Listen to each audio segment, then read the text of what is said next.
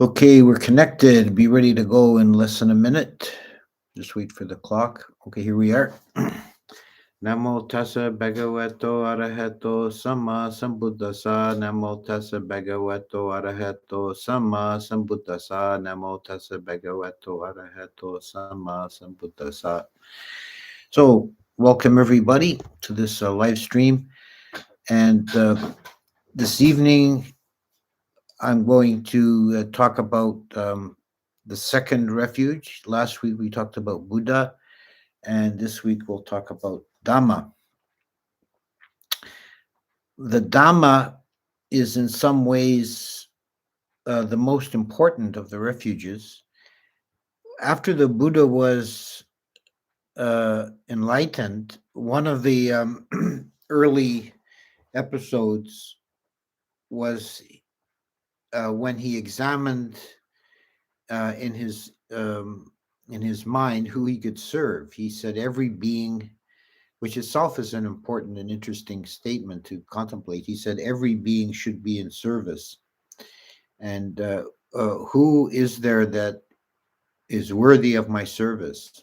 And being the Buddha, he couldn't find anybody in any realm of existence that was worthy of his service.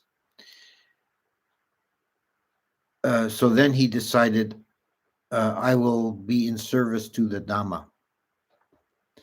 And, the rest of his whole life, he basically was in service to the Dhamma, wandering around India and teaching the Dhamma.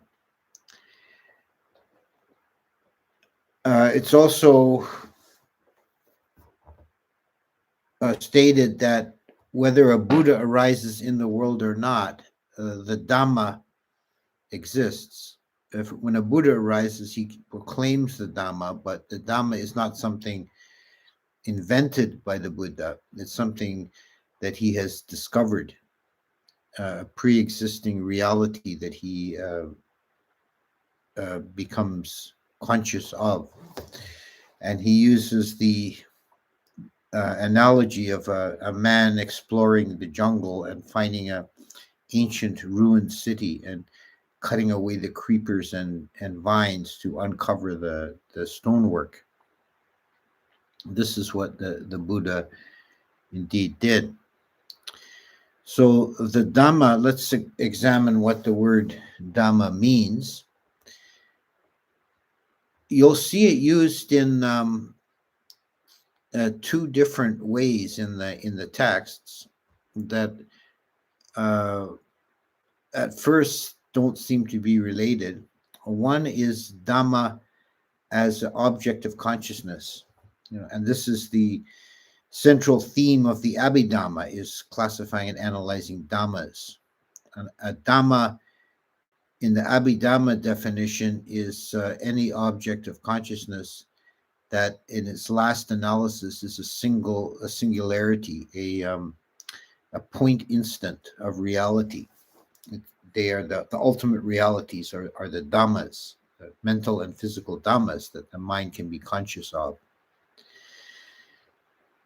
And then, of course, there's Dhamma used as a noun to encapsulate the teachings of the Buddha, and beyond that, the underlying reality that the teachings point to is the Dhamma.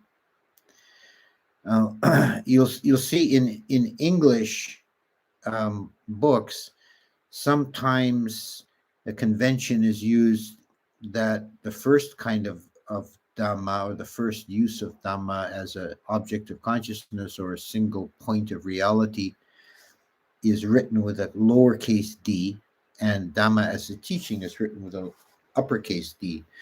But you should be aware that this is entirely a modern convention, because none of the Asian languages in which Pali is preserved uses upper and lower case.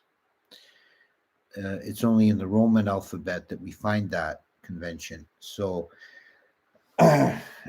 you can't put too much weight on that.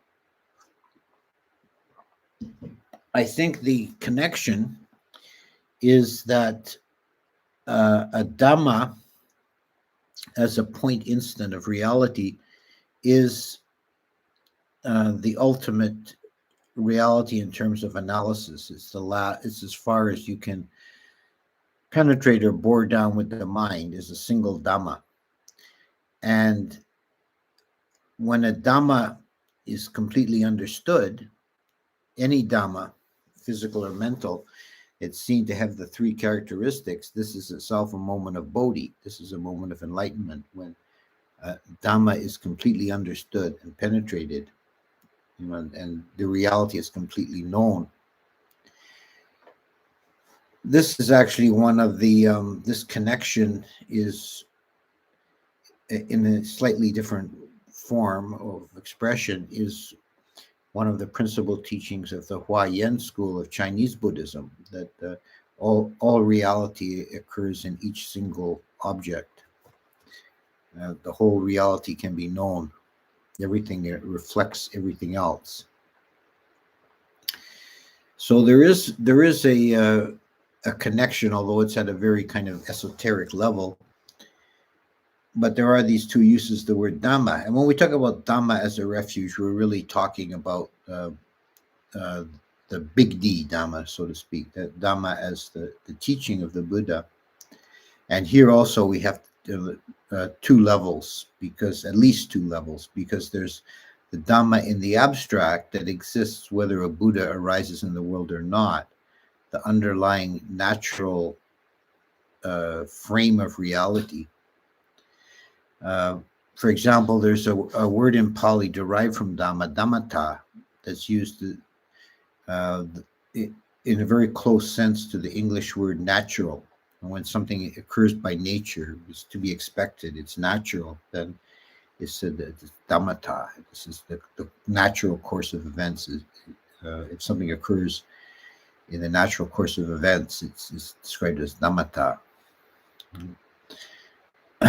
So Dhamma is a expression of ultimate reality, and the other way that can be understood is more specific, is the Dhamma as a doctrine, as the teaching, as the system laid out by the Buddha.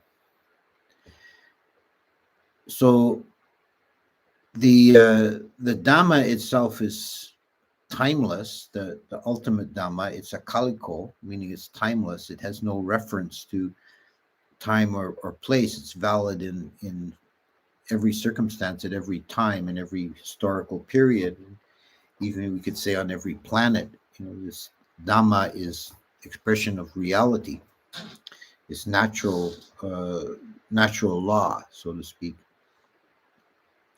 The doctrine or Dhamma, as expounded by the Buddha, has a specific form, that owes something to the historical, cultural circumstances of when Siddhartha Gautama lived. And we can see the many of the expressions used and the forms used are such that they would be readily accessible to an ancient Indian. And sometimes we have to use, in our time and place, we have to use a bit of imagination and reconstruction to really get the context. One good example of this is the Four Noble Truths, the form of the Four Noble Truths, which of course is the foundation, is the underlying teaching of the Buddha. It could be, this is his first sermon, so it could be said that all the rest of the Buddha's teaching for the subsequent 40 years that he taught were commentaries on that first sermon. It can all be fit into that first sermon. So this very foundational, critical teaching. And sometimes the question arises about the form. It seems odd to the modern mind in the sense that you have the third noble truth is the truth of liberation, and then the fourth is the path leading to liberation. And it seems to us that 3 and 4 should be switched. It would kind of make more sense to us. But the Buddha was actually using a formula, a scheme that would be familiar to his listeners, because the structure of the Four Noble Truths replicates the way Vedic medical texts were expressed. There would be a disease that would be, for each disease, it would be analyzed from four parts.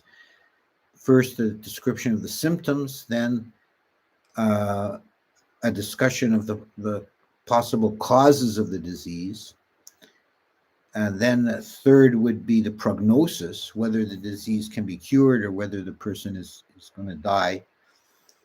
And fourth would be a scheme of treatment, and it would usually be the longest section.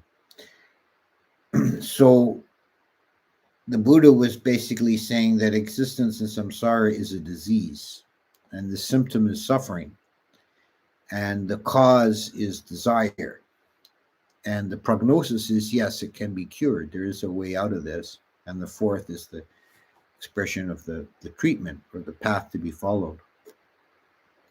We can understand and get a lot more out of reading the suttas if we take some cognizance of the cultural context in which it's expressed, which doesn't change the underlying Dhamma. The Dhamma is, as I say, timeless, but the formulation and expression of it is idiosyncratic to the particular speaker.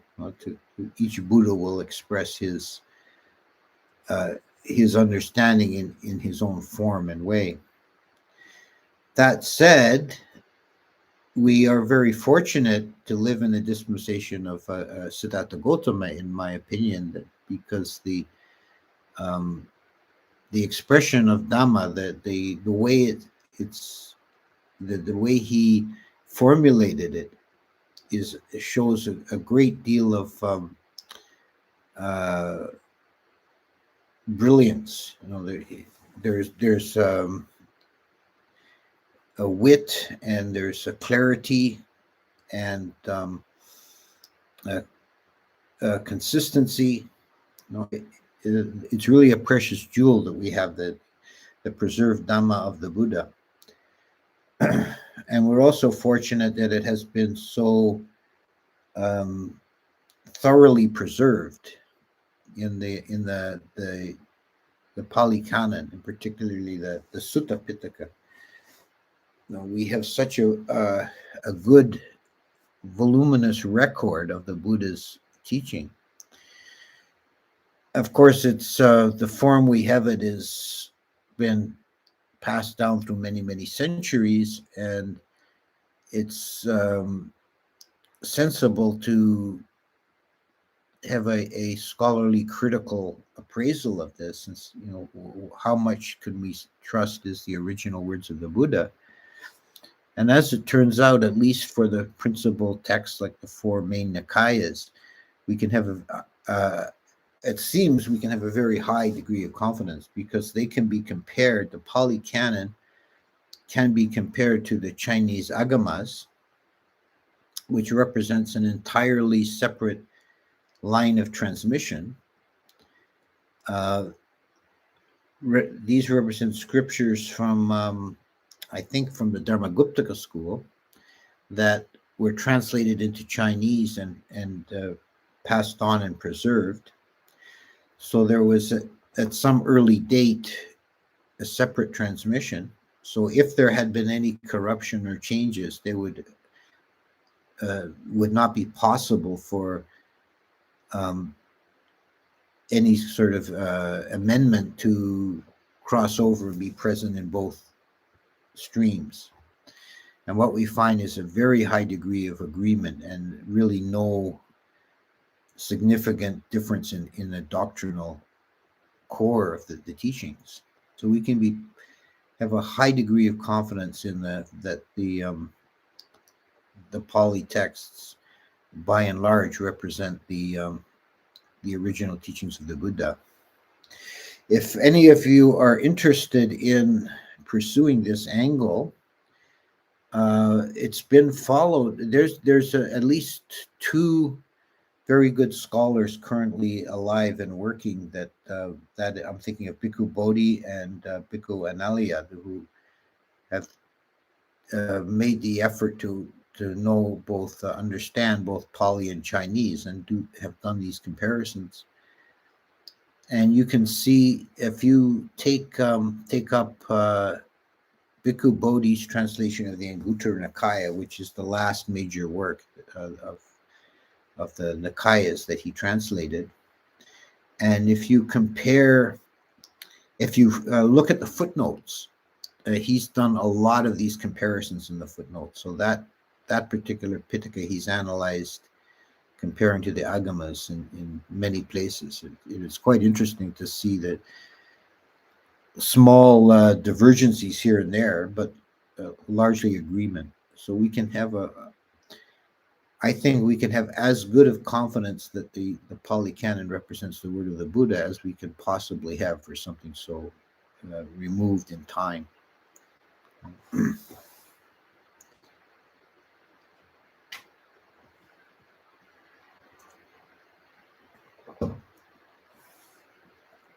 So the Dhamma in the form that we have it is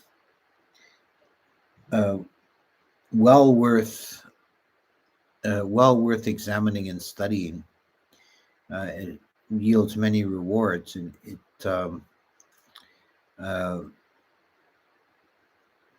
brings to mind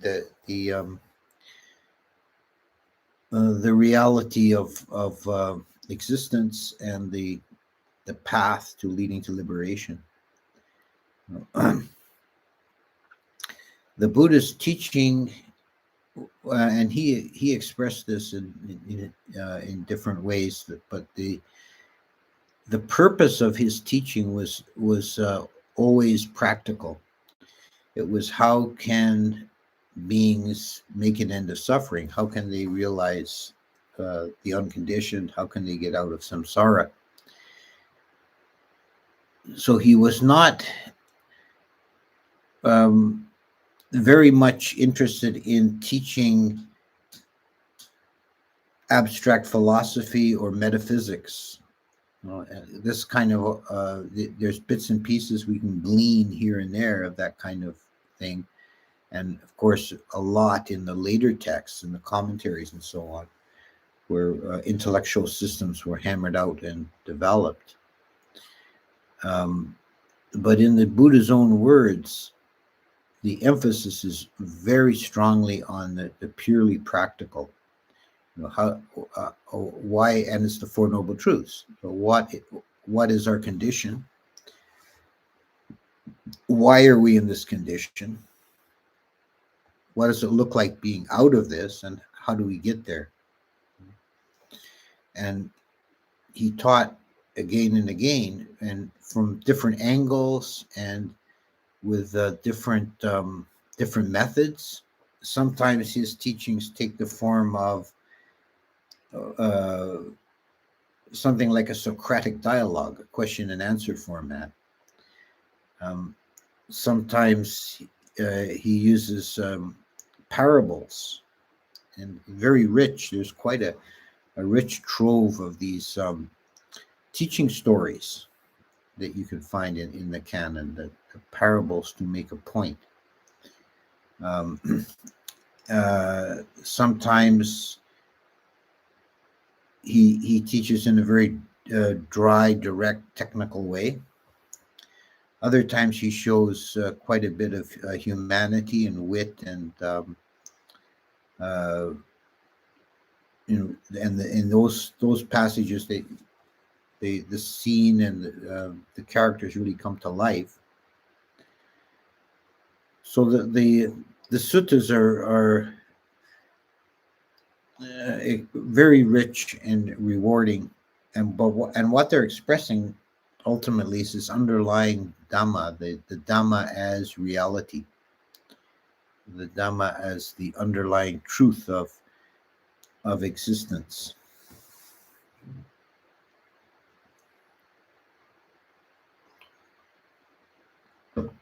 So when we take refuge in the Dhamma, what this means is that we're aligning our understanding, our thoughts, and our speech and actions with the principles of Dhamma. And not otherwise. So that begins with in the Eightfold Path. The first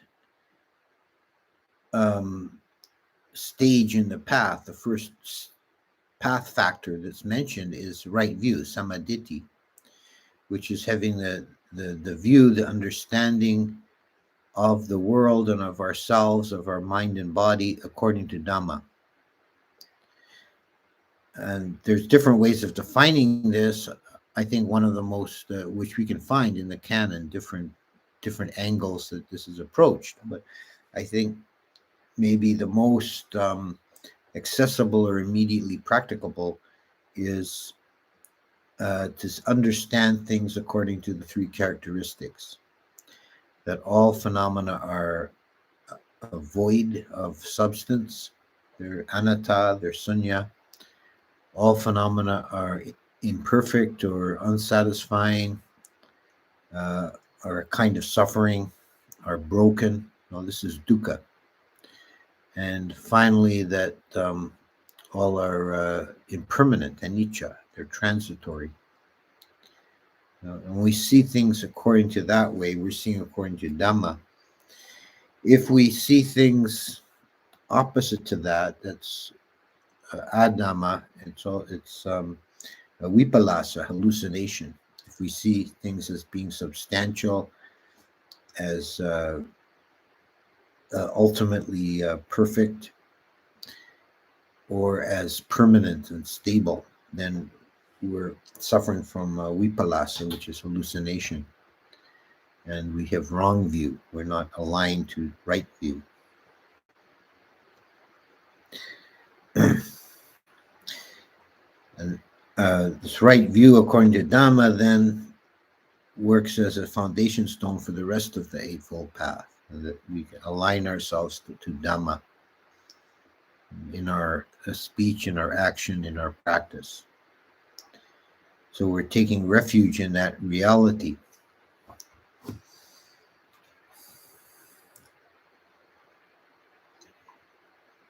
And like the Buddha, we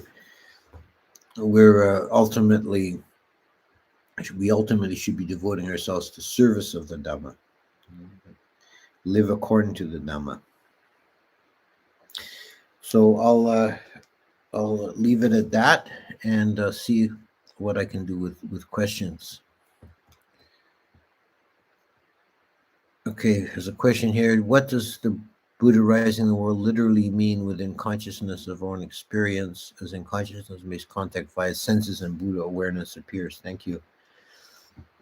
Well, I'm not sure if this is what you mean, but and a Buddha rises in the world, that means that a human being has attained to Buddhahood. And for the beings that live in his time and place, he's a direct object of the senses. For us now, after in a period after the Buddha has passed, he's not present as an object of our senses, but we do have this wonderful preservation of his teachings, and this becomes for us a way of making him an object of mind, of the mind sense. Bhante, is the focus one-pointedness meditation technique taught in the suttas? Well, it's not easy to answer that simply. There isn't really, in the suttas, there is not really any kind of very explicit meditation instruction. There is quite a bit of descriptions of jhana states, and we do have some texts like the Anapanasati Sutta and the Satipatthana Sutta that from which one can glean meditation methods, but we don't have the really detailed meditation instructions that one might expect. For example, if you pick up a modern book on meditation, it's probable that the Buddha, when he was teaching meditation, he was doing it in a more informal way to individuals or small groups. And we don't have the record of his exact words that he used. So this has led to many different interpretations. This is why we have such a plethora of different meditation methods, because different teachers and different lineages and traditions, they have to reconstruct a method from the bits and pieces in the suttas.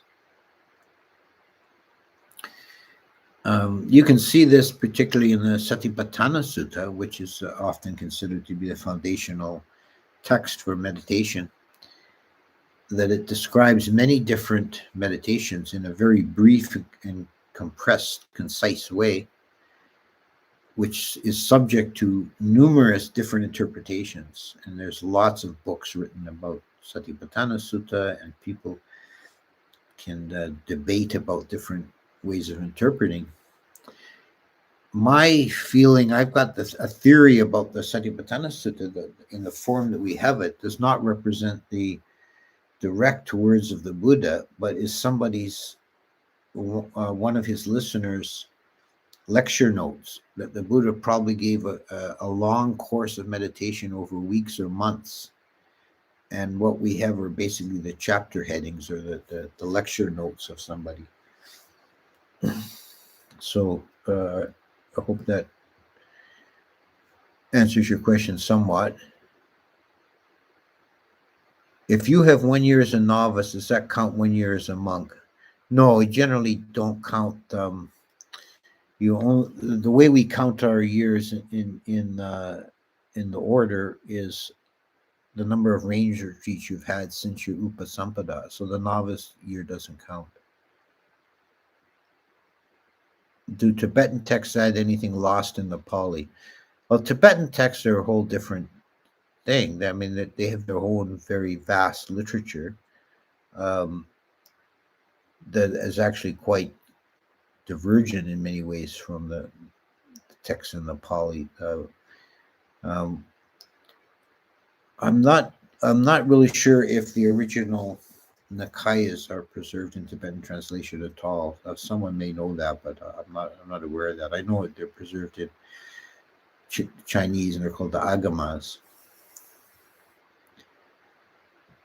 Can one phenomenologically comprehend Dhammas? Thanks. Well, in theory, with Vipassana meditation, you can get you're trying to observe singular Dhammas, but that's extremely fine-grained noticing, and I think you would have to be extremely advanced to be able to notice a single Dhamma. But what we can do is get a sense of that through the rapidity of the stream of Dhammas. Is Dhamma and Dhammavicaya and Dhamma Nupassana only the doctrine, or include small d Dhamma too? No, I think those terms, Dhamma Nupassana would be the Dhamma as an object of consciousness. And Dhammavicaya would be as the investigation of Dhammas. I think that also would be the Dhamma as an object. So it would be in the modern convention, they would both be small d Dhammas. I feel like Dhamma is slowly disappearing from the world because more and more people keep mixing it up with their own interpretations and traditions. How can one still recognize the real Dhamma? Yeah, I hear you. Yeah, we find, but I mean, this is not something new. This has been going on, in ancient India. There was a wealth of different schools and interpretations, and it got mixed up with Hinduism and tantricism and everything else. It's not something. It's not really a brand new thing. And I think you can take heart in the Buddha's statement. He said when he gave the first sermon that I mentioned, taught the Four Noble Truths. He said the wheel of the Dhamma has been turned, and no man or Dewa or Brahma or Mara can stop it from turning.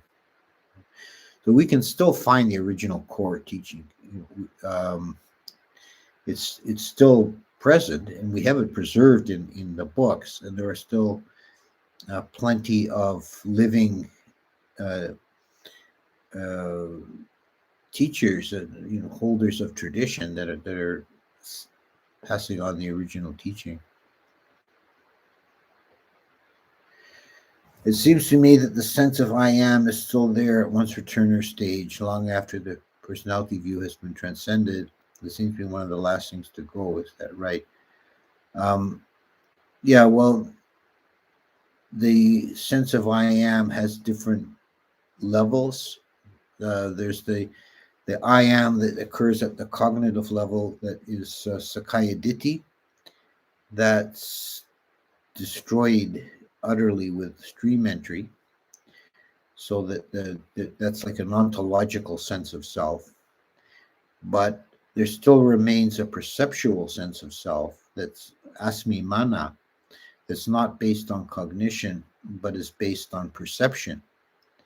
And that's I think one way we could understand what that means is it's perceiving the universe from a privileged point of view, a lack of relativity. Like I am the center of the universe, and perceiving the universe in that way. And that's not overcome until arahantship. Somebody's reading my book on cosmology. Good. I hope you enjoy it. I'm working with an editor. It's taking a long time, but I'm working on a second edition. It's not really any major change, but correcting a lot. There's a lot of typos crept into that book and everything. I'm going to try and amend that. How can we connect with Dewas and seek protection, as mentioned as one of the benefits of metta? How to practice in the right way to be able to connect with Dewas? There is the practice of Devanusati that I highly recommend. Is to go through in your mind, to go through the different Dewa realms and visualize them and kind of imaginatively reconstruct them in your mind. This is one of the, you can see it's written up to some degree in the Surimaga. And if you look on my website, I've got I've given a number of talks on this topic, the Surimaga. And if you look on my website, I've got I've given a number of talks on this topic, and you can find them on the recorded Dhamma talks on my site, the arrowriver.ca site. Did the Buddha leave one Dharma or multiple Dharma that represent different schools of thought of Buddhism? I think he only taught one Dharma, and that the multiple schools arose later. Negation of dependent or arisen persons is nihilism, not arahantship. Okay.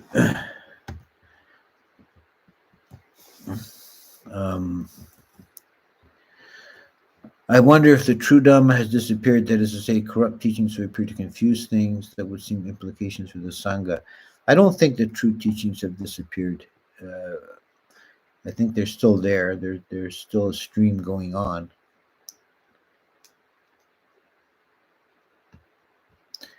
Okay, so I think we'll make a okay. So I think we'll make a conclusion there. We have managed to maintain the stream this time for to take in a number of questions, and we'll see you next week. And we hope that the deities of the internet shine upon us, and we don't lose the connection again.